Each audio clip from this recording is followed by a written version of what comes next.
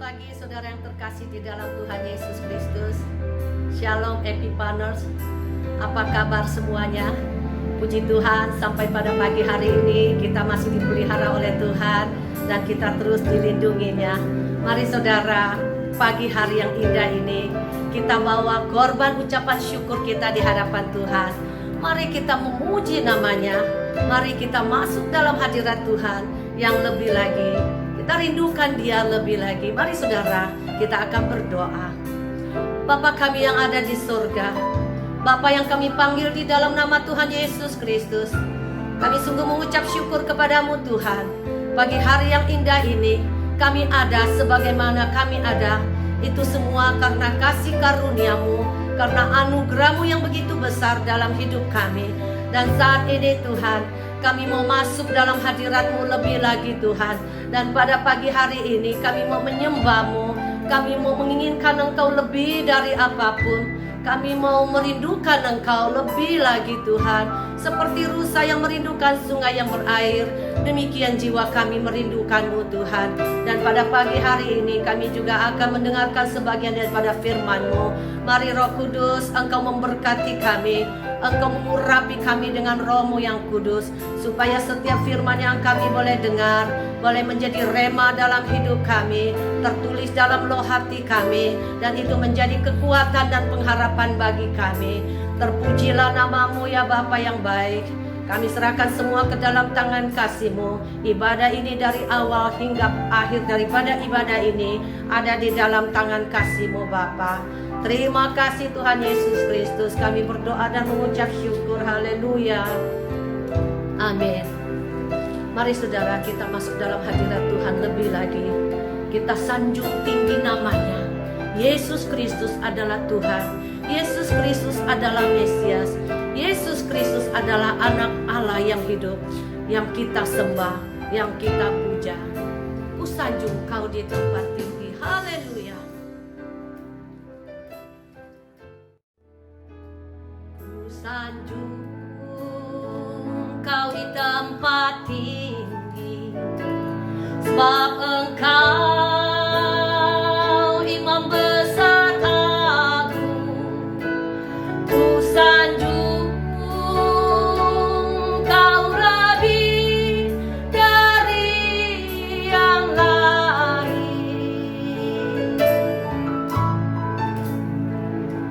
dan ku datang menyembah-Mu Yesus.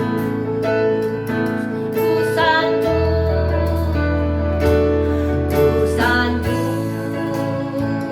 Kau di tempat tinggi, sebab Engkau Imam besar agung. Ku sanjung Kau lebih dari yang lain,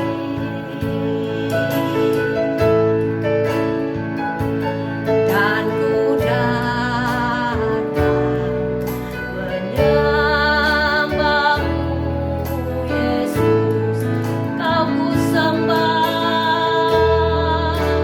Kau ku sembah, Kau ku sembah, Kau ku sembah.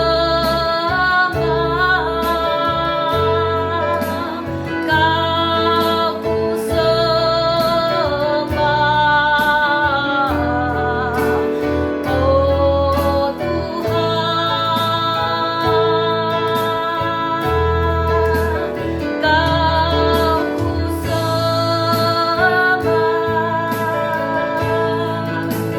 ku sembah,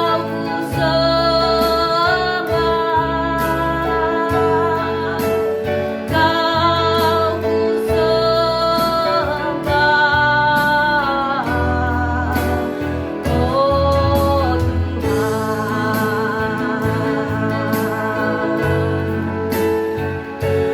Oh Tuhan, haleluya, sembah Dia, haleluya. Terima kasih Tuhan. Mari saudara, kita akan memuji Tuhan. Pada pagi hari ini bawa hati kita yang bersyukur kepadanya karena perlindungannya dan pemeliharaannya atas hidup kita. Haleluya, amin. Ku terima janji Allah bagi kaum Yehuda, umat yang berdoa, memuji dan menyembah. Inilah saat yang dinanti, firman Allah telah digenapi.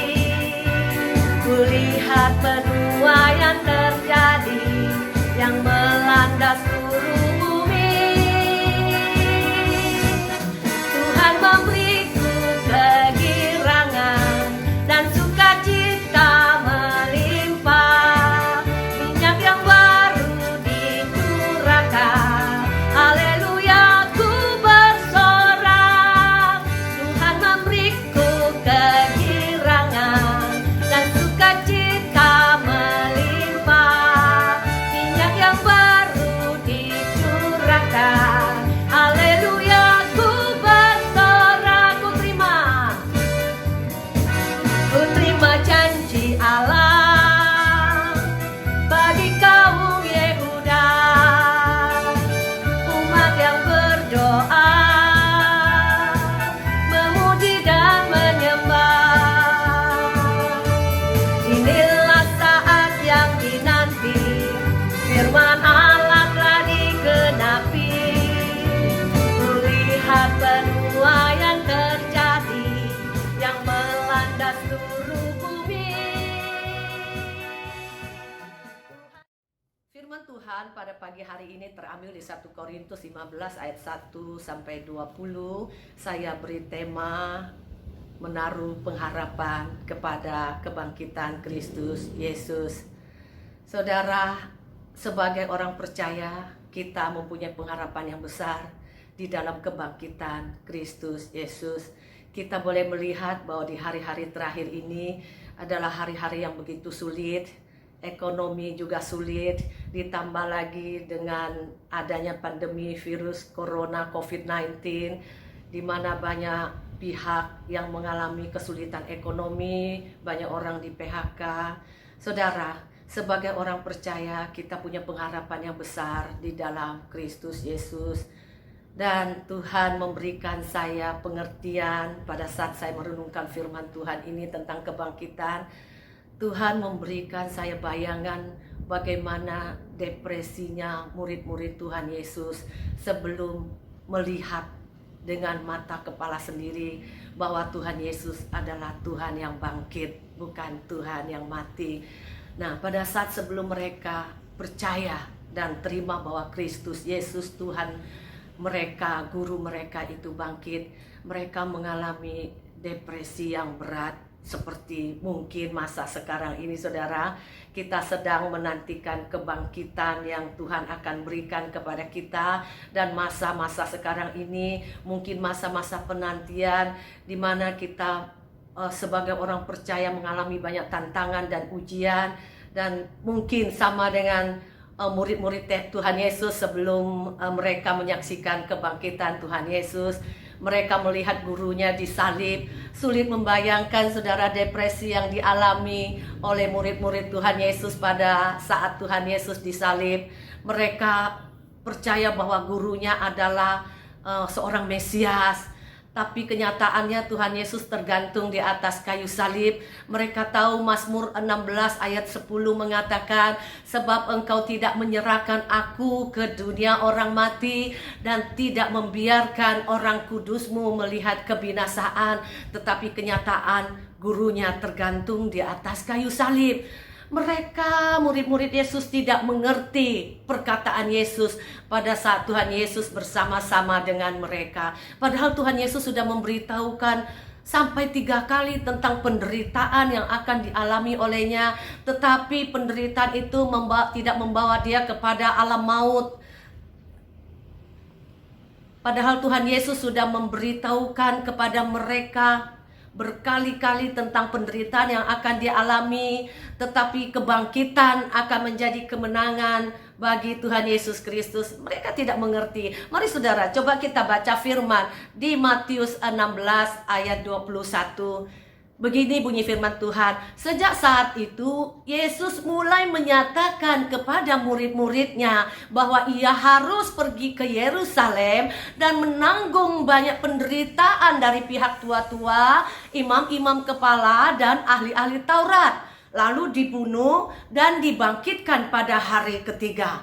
Itulah pemberitahuan Tuhan Yesus yang pertama kepada murid-muridnya, tapi murid-muridnya tidak mengerti arti perkataan Tuhan Yesus. Kemudian Tuhan Yesus mengulanginya dengan pemberitahuan penderitaannya yang kedua kalinya, tertulis di Matius 17 ayat 22 sampai 23 yang berbunyi demikian. Pada waktu Yesus dan murid-muridnya bersama-sama di Galilea, ia berkata kepada mereka, Anak Manusia akan diserahkan ke dalam tangan manusia, dan mereka akan membunuh dia, dan pada hari ketiga ia akan dibangkitkan.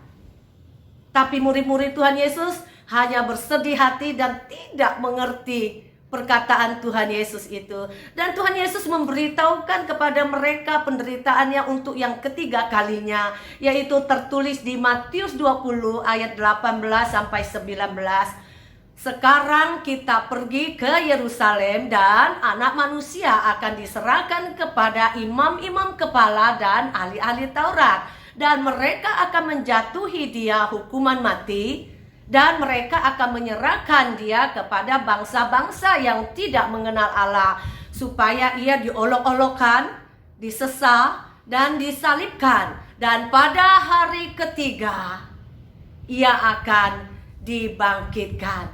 Tetapi murid-murid Tuhan Yesus tidak mengerti arti perkataan Tuhan Yesus tentang kebangkitannya. Bahkan murid-murid Tuhan Yesus sangat kacau pada saat dimana kubur kosong. Tuhan Yesus sudah bangkit. Mereka tidak percaya kebangkitan Tuhan Yesus. Malah di Matius 28 ayat 13 ada berita hoax yang mengatakan bahwa mayat Tuhan Yesus dicuri oleh murid-muridnya. Itu adalah dusta dari serdadu-serdadu yang diberi upah oleh imam-imam kepala. Mereka memberitakan berita bohong. Ya, mari saudara kita baca Matius 28 ayat 13 yang berbunyi demikian. Dan berkata, kamu harus mengatakan bahwa murid-muridnya datang malam-malam dan mencurinya ketika kamu sedang tidur. Saudara bisa bayangkan apa yang terjadi di antara murid-murid Tuhan Yesus. Mereka pasti semuanya bersembunyi dan ketakutan. Mungkin mereka sedang dicari di mana-mana karena mereka telah melakukan hal yang sangat tidak boleh dan dilarang, bahwa mereka mencuri mayat Tuhan Yesus, di mana kuburan Tuhan Yesus itu dimaterai oleh Pilatus. Saudara, mungkin mereka saling curiga, mereka saling menuduh. Mungkin mereka mengatakan kepada Petrus, hei kamu si pemberani, apakah kamu yang mencuri mayatnya guru Tuhan Yesus? Ayo cepat ngaku supaya kami tidak ditangkap. Mungkin seperti itu saudara, kegalauan yang terjadi sebelum mereka membuktikan bahwa Tuhan Yesus Kristus bangkit. Dan dikatakan Mesias juga akan memerintah untuk seterusnya dan selama-lamanya. Tetapi kenyataannya murid-murid Tuhan Yesus melihat gurunya tergantung di atas kayu salib. Mari saudara, saya ajak saudara untuk membaca Mazmur 45 ayat 6. Dikatakan tahtamu kepunyaan Allah, tetap untuk seterusnya dan selamanya, dan tongkat kerajaanmu adalah tongkat kebenaran. Saudara, mereka tidak tahu sifat kerajaan Allah yang sebenarnya pada saat Tuhan Yesus hidup bersama dengan mereka. Bahkan mereka tidak tahu kerajaan seperti apa yang Tuhan Yesus akan dirikan. Seperti yang terjadi di Matius 20 ayat 20 sampai 28, di mana saudara kita membaca ibunya daripada anak-anak Zebedius, yaitu Yakobus dan Yohanes. Mereka datang kepada Yesus untuk mendudukkan anaknya Yohanes dan Yakobus di sebelah kiri dan kanan daripada kerajaan Tuhan Yesus Kristus. Mereka tidak mengerti bahwa kerajaan Tuhan Yesus Kristus adalah kerajaan kasih, di mana seseorang mau menjadi besar, dia harus menjadi pelayan. Di mana seseorang mau menjadi terkemuka, dia harus menjadi hamba. Dan mereka sama sekali tidak mengerti kerajaan Allah yang didirikan oleh Tuhan Yesus Kristus. Bahkan Tuhan Yesus sudah katakan mengenai kerajaan yang dia maksud di depan Pilatus. Pada saat Pilatus bertanya kepadanya, apakah kamu raja orang Yahudi? Dan Yesus menjawabnya di Yohanes 18 ayat 36 yang berbunyi demikian. Jawab Yesus, kerajaanku bukan dari dunia ini. Jika kerajaanku dari dunia ini, pasti hamba-hambaku telah melawan supaya aku jangan diserahkan kepada orang Yahudi. Akan tetapi kerajaanku bukan dari sini. Saudara, kerajaan Tuhan Yesus bukanlah dari dunia ini.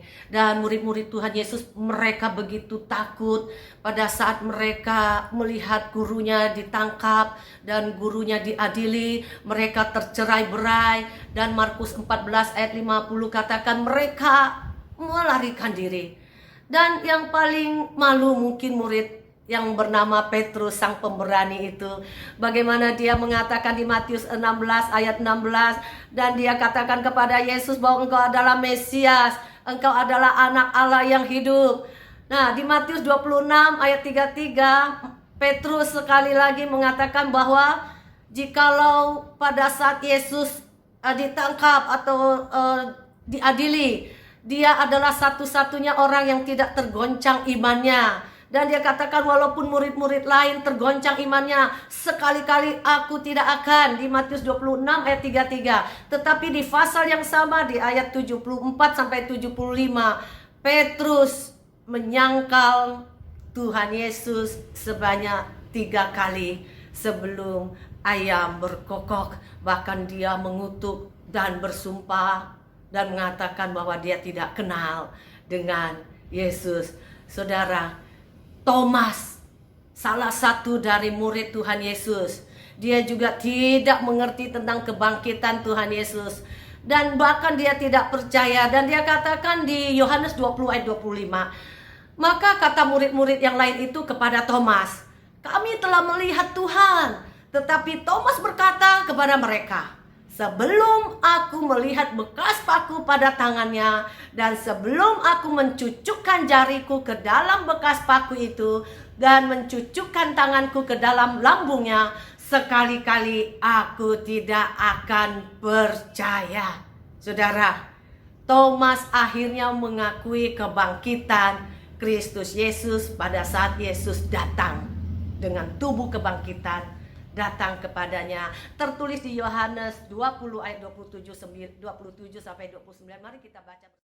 Dan ayat 29 Yesus menjawabnya, karena engkau telah melihat aku, maka engkau percaya. Berbahagialah orang yang tidak melihat namun percaya. Saudara, berita Injil yang sesungguhnya adalah Yesus mati menebus dosa-dosa kita, dan Yesus bangkit memberikan kita hidup yang kekal. Sudahkah kita memberitakan Injil sepenuhnya itu, saudara? Seperti yang tertulis di Roma 15 ayat 18 sampai 19. Sebab aku tidak akan berani berkata-kata tentang sesuatu yang lain, kecuali tentang apa yang telah dikerjakan Kristus olehku, yaitu untuk memimpin bangsa-bangsa lain kepada ketaatan oleh perkataan dan perbuatan. Di ayat 19 Paulus katakan, oleh kuasa tanda-tanda dan mukjizat-mukjizat, dan oleh kuasa Roh, demikianlah dalam perjalanan keliling dari Yerusalem sampai ke Ilirikum, aku telah memberitakan sepenuhnya Injil Kristus. Saudara, Paulus selalu memberitakan Kristus di dalam setiap perjalanan kerasulannya.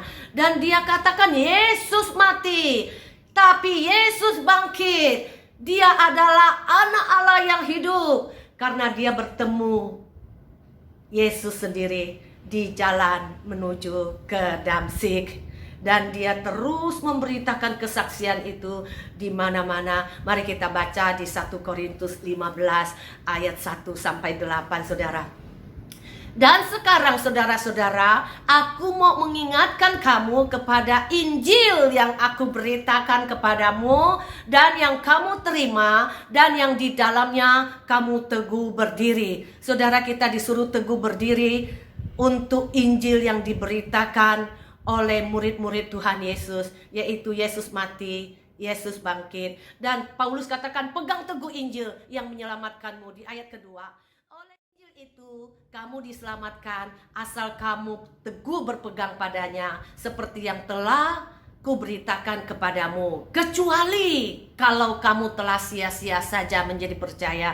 Jadi saudara, pegang teguh Injil itu supaya kepercayaan kita tidak sia-sia. Injil itu adalah Yesus mati untuk dosamu, Yesus bangkit supaya kita memperoleh hidup yang kekal. Dan Kristus mati karena dosa-dosa kita.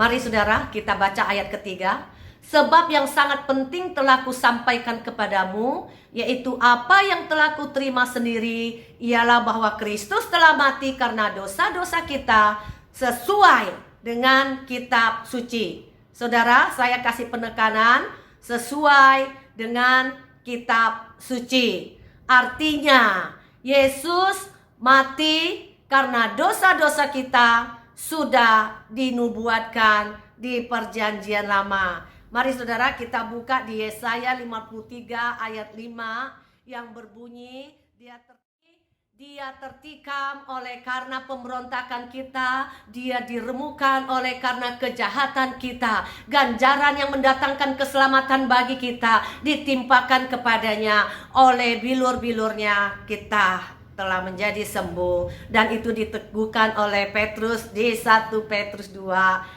ayat 24. Saudara, Tuhan Yesus dikubur, mati dan bangkit pada hari ketiga. Dan Paulus menulisnya di ayat keempat bahwa ia telah dikuburkan dan bahwa ia telah dibangkitkan pada hari yang ketiga sesuai dengan kitab suci. Saya tekankan lagi kepada saudara, sesuai dengan kitab suci. Artinya sudah dinubuatkan oleh para nabi. Mari kita buka di Mazmur 16 ayat 10 yang sudah kita baca tadi. Di 1 Korintus 15 ayat 5 sampai 8 mengatakan bahwa Yesus menampakkan diri kepada beberapa pihak yang menyatakan bahwa Yesus benar-benar bangkit. Dan kebangkitan Tuhan Yesus bersifat historis, bersifat sejarah, dan itu logis dan terjadi, saudara. Jadi 1 Korintus 15 ayat 14 kita baca juga. Tetapi andai kata Kristus tidak dibangkitkan, maka sia-sialah pemberitaan kami dan sia-sialah juga kepercayaan kamu. Di ayat 17 katakan, dan jika Kristus tidak dibangkitkan, maka sia-sialah kepercayaan kamu. Kamu masih hidup dalam dosamu. Di ayat 20 dikatakan, tetapi yang benar ialah bahwa Kristus telah dibangkitkan dari antara orang mati sebagai yang sulung dari orang-orang yang telah meninggal. Jika Kristus tidak dibangkitkan, maka sia-sialah pemberitaan daripada Injil dan sia-sialah iman percaya kita, dan dosa kita tidak ditebus dan kita masih hidup dalam dosa dan kebinasaan. Yang menaruh pengharapan pada Kristus adalah orang yang paling malang dari segala manusia jika Kristus tidak dibangkitkan. Dikatakan bahkan di 1 Korintus 15 ayat 19 mengatakan, jikalau kita hanya dalam hidup ini saja menaruh pengharapan pada Kristus, maka kita adalah orang-orang yang paling malang dari segala manusia apabila Kristus tidak dibangkitkan. Tapi yang benar adalah di ayat 20, tetapi yang benar ialah bahwa Kristus telah dibangkitkan dari antara orang mati sebagai yang sulung dari orang-orang yang telah meninggal. Jadi saudara, karena Kristus bangkit, kita yang menaruh pengharapan pada kebangkitan Kristus selama hidup di dalam dunia ini, maka kita adalah orang-orang yang paling berbahagia dari segala manusia karena Kristus bangkit. Amin, saudara. Segala manusia karena kita akan dibangkitkan bersama dengan Kristus. Kabar pengharapan dan sukacita buat kita, saudara. Kebangkitan Yesus menjadi kebangkitan bagi kita, sebagaimana Roma 6 ayat 5 katakan, sebab jika kita telah menjadi satu dengan apa yang sama dengan kematiannya, yaitu kematian atas dosa, saudara, kita juga akan menjadi satu dengan apa yang sama dengan kebangkitannya. Artinya kita yang telah mati atas dosa kita akan mengalami kebangkitan seperti kebangkitan Kristus. Kematian atas dosa membuat kita mendapatkan kebangkitan di dalam kemuliaan. Saudara, kebangkitan Yesus telah mengubah bencana menjadi kemenangan bagi murid-muridnya. Demikian juga kebangkitan Kristus telah memberikan kita pengharapan yang sangat besar. Kebangkitan Kristus membuktikan Dia adalah Mesias, seperti tertulis di Yohanes 10 ayat 18. Dia yang memberi. Kebangkitan Yesus mengubah kematian yang memalukan menjadi kematian yang berperan dalam penyelamatan umat manusia. Kebangkitan Yesus membuat suatu fakta sejarah atas pengampunan dosa seluruh umat manusia. Kebangkitan Yesus membuat kekristenan bukan sekedar menjadi agama, tetapi kekristenan adalah pengharapan yang besar bagi orang yang percaya untuk menerima kebangkitan seperti Yesus. Dan kebangkitan Yesus telah mengalahkan maut dan kita dapat hidup yang kekal. Satu rahasia besar yang akan saya tutup di khotbah hari ini adalah di 1 Korintus 15 ayat 50 sampai 51 ada pengharapan terbesar untuk kita tentang kebangkitan Tuhan Yesus yang telah menjadi kebangkitan kita. Di ayat 51, sesungguhnya aku menyatakan kepadamu suatu rahasia.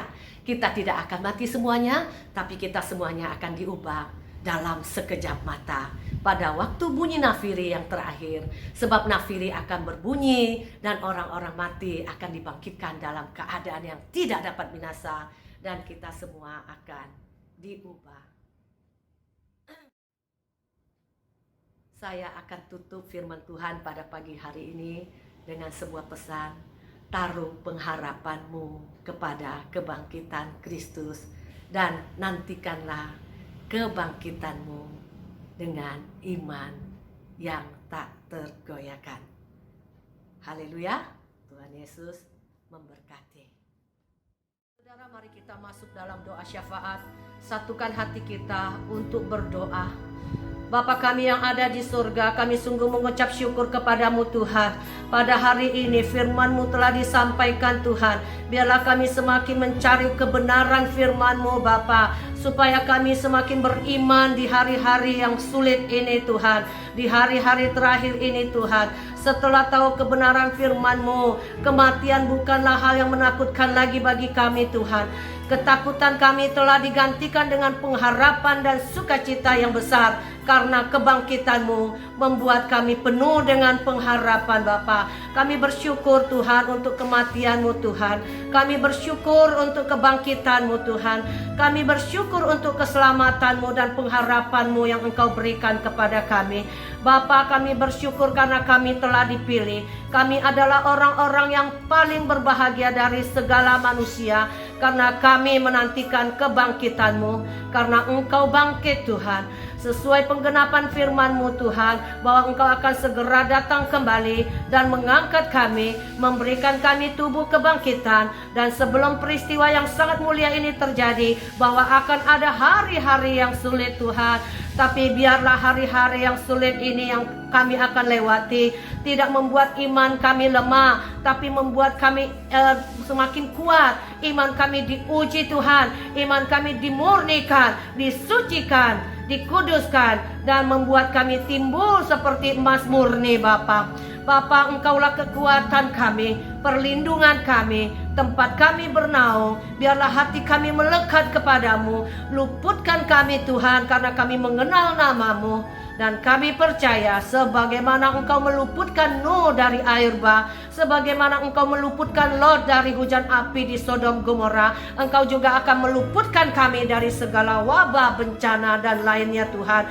Dan kami tahu Tuhan, Engkaulah yang telah menyelamatkan kami, melindungi kami. Engkau adalah Tuhan yang sangat mempedulikan kami. Kami bersyukur Tuhan, Engkau tahu menyelamatkan kami pada saat pencobaan itu datang. Kami bersyukur Tuhan untuk perlindungan-Mu. Kami bersyukur untuk kesembuhan-kesembuhan yang telah terjadi. Kami bersyukur untuk mukjizat-mukjizat yang terjadi Bapa. Kami bersyukur juga untuk keadaan sekarang yang sedang terjadi Bapa. Kami percaya bahwa Engkau turut bekerja, Engkau campur tangan, Engkau turut bekerja di dalamnya, di dalam segala sesuatu untuk mendatangkan kebaikan kami yang percaya kepadamu. Dan kami bersyukur Bapa, karena banyak anak-anak Tuhan yang bertobat di hari-hari ini Tuhan. Dan kami berdoa Tuhan, supaya kami semakin merindukan-Mu, kami semakin mencari wajah-Mu Tuhan. Dan kami berdoa Tuhan untuk kerinduan kami yang semakin merindukan persekutuan. Biarlah pada saat dimana kami boleh bertemu untuk bersekutu, buat kami Tuhan semakin rajin lagi, semakin tegun Tuhan, dan semakin kami ditambahkan jumlah bilangannya Tuhan untuk datang beribadah kepadamu. Kami berdoa juga Tuhan untuk para tim medis Tuhan di seluruh rumah sakit yang menangani wabah corona COVID-19 ini Tuhan. Biarlah Tuhan Engkau melindungi mereka Tuhan, Engkau yang mentamengi mereka Tuhan, supaya mereka tidak terjangkit oleh virus itu Tuhan. Kami juga berdoa Tuhan untuk keluarga daripada tim medis Tuhan. Engkau yang melindungi keluarga mereka Bapa. Tangan Tuhan sendiri yang akan menjaga mereka. Kami juga berdoa untuk pasien-pasien yang dirawat Tuhan. Sembuhkan mereka ya Bapa. Saat ini Bapa, kami berdoa untuk Sinode JKI Bapa. Dan khususnya juga Bapa, kami berdoa untuk Pastor Adi Bapa. Engkau yang melindungi hamba-Mu ini, Engkau yang menutup bungkus dia dengan darah-Mu yang kudus. Untuk seluruh keluarganya Bapa, istri, anak, mantu, dan cucu-cucunya Tuhan, Engkaulah yang menyertai keluarga hamba-Mu ini Bapa. Engkau telah memilih dia untuk memimpin JKI ini Bapa, Jemaat Kristen Indonesia ini. Biarlah tangan Tuhan yang menyertai hamba-Mu Bapa. Berikan dia kesehatan, kekuatan untuk melakukan tugas visi yang Engkau berikan kepada hamba-Mu Bapa. Dan pada saat ini dimanapun hamba-Mu berada Bapa, kami percaya tangan kasih Tuhan menyertai hidupnya Bapa. Oh, lindungi dia Tuhan. Berikan hikmat daripada Engkau Bapa. Berikan pewahyuan-pewahyuan yang baru Tuhan daripada Engkau. Biarlah Roh-Mu yang kudus memenuhi hamba-Mu ini Bapa. Bapa, kami juga berdoa khususnya untuk JKI Epifani Bapa. Kami berdoa ini gereja yang sudah Engkau dirikan Bapa. Engkau akan menyempurnakannya di dalam nama Tuhan Yesus Kristus. Perkuat visi yang Engkau berikan kepada kami Bapa. Kami berkati Pastor Boas Bapa. Kami berkati Pastor Magdalena. Kami berkati Pastor Yosua. Kami berkati Pastor Audi. Kami berkati Pastor Saud. Dan kami berkati Pastor Ferdinand Bapa. Semua hamba-hamba-Mu yang telah Engkau pilih untuk bekerja di ladang-Mu di JKI Epifani ini Bapa. Engkau pelihara iman mereka Bapa. Engkau memberikan pewahyuan kepada mereka Bapa. Biarlah di hari-hari terakhir ini hamba-hamba-Mu ini akan memberitakan Injil. Mereka akan membawa kabar baik kepada semua orang Tuhan, supaya pada saat hari-hari terakhir ini kami semua boleh menuai jiwa Bapa. Tambahkan juga jemaat bilangan di GKI Epifani Bapa, supaya kemuliaan Tuhan boleh dinyatakan Bapa. Bapa, kami serahkan kehidupan rohani mereka, kami serahkan juga kebutuhan jasmani mereka. Engkau cukupkan kebutuhan mereka Tuhan, menurut kekayaan dan kemuliaan-Mu Bapa. Berikan mereka kesehatan, kekuatan daripada Engkau Bapa. Dan kami berdoa juga untuk pandemi COVID-19 saat ini Bapa. Engkau sanggup berbuat sesuatu, dan Engkau sanggup memberhentikannya sebagaimana Engkau menurunkan tulah dan menghentikannya pada waktu zaman Nabi Musa. Tuhan, buat kami semua bertobat Tuhan, buat kami merendahkan hati kami di hadapan-Mu Tuhan, dan buat kami semakin mencari wajah-Mu Bapa. Biarlah apapun yang terjadi situasi saat ini Tuhan, Engkau mendatangkan kebaikan bagi kami orang yang percaya kepadamu Bapa. Bapa, pada saat ini kami juga berdoa Tuhan, supaya pada saat seperti ini kami semua datang untuk berdoa, kami semua datang memohon kepadamu. Kami mohon kesembuhan daripada Engkau, kami mohonkan perlindungan daripada Engkau untuk kami dan untuk seluruh keluarga kami Bapa, dan juga untuk jemaat GKI Epifani Bapa. Engkau yang memelihara mereka, walaupun kami tidak beribadah bertemu muka, tapi kami percaya urapan Roh Kudus menyertai mereka, membuat mereka rindu akan Engkau. Bapa, kami juga berdoa Tuhan untuk relawan-relawan yang bekerja di rumah sakit Bapa, dan juga aparat-aparat keamanan Tuhan. Oh, terima kasih Bapa, Engkau yang menyertai mereka, Engkau yang melindungi mereka, Engkau yang menolong mereka di dalam menjalankan tugas mereka Bapa. Bapa, lindungi Tuhan supaya tidak terjangkit daripada virus sakit penyakit Bapa. Berikan kesehatan yang fit untuk bekerja Bapa. Lindungi keluarga mereka Bapa. Saat ini kami berdoa untuk Indonesia Bapa. Kami mengangkat tangan kami di hadapan-Mu Tuhan untuk Indonesia Bapa. Bapa, pulihkan Indonesia Bapa. Pulihkan bangsa kami ini Tuhan. Pulihkan negeri kami Tuhan. Kami serahkan semua ke dalam tangan kasih-Mu. Ampuni dosa bangsa kami Tuhan. Kami juga berdoa Tuhan untuk pemimpin negara Republik Indonesia ini Bapa, dari yang tertinggi sampai yang terendah Bapa. Kami berdoa untuk Bapak Presiden kami Tuhan, Joko Widodo Tuhan.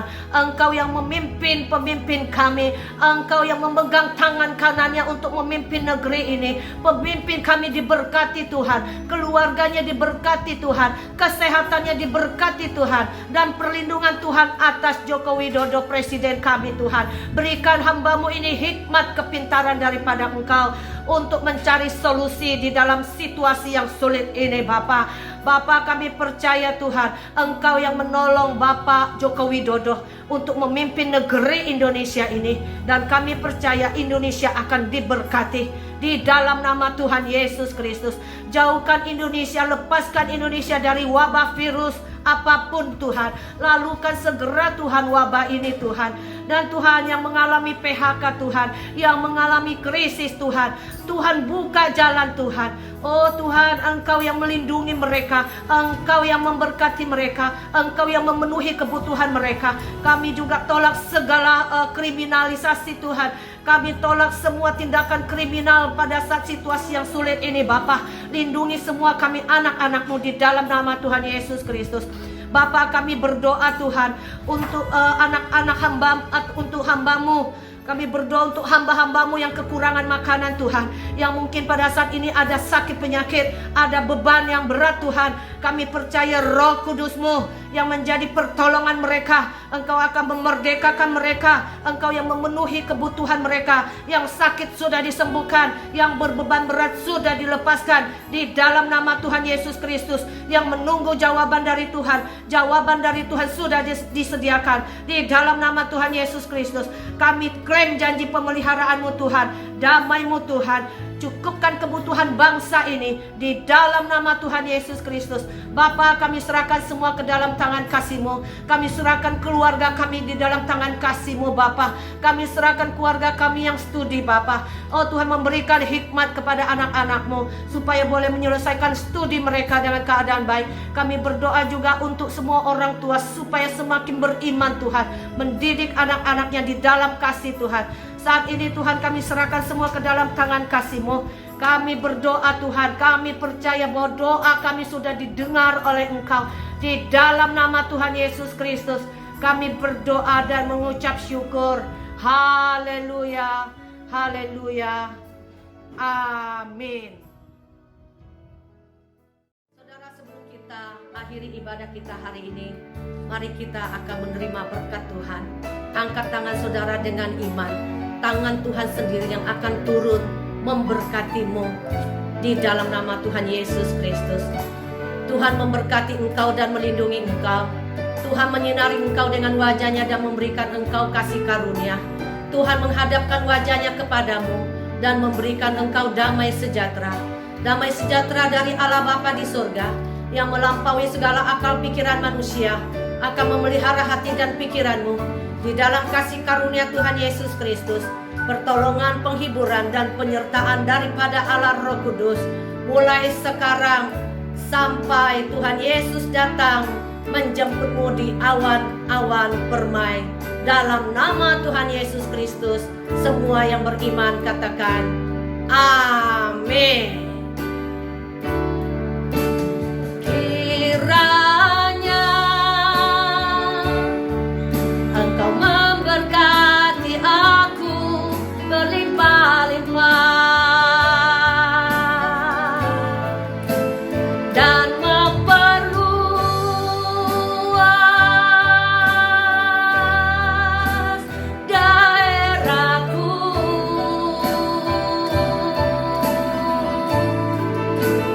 dan kiranya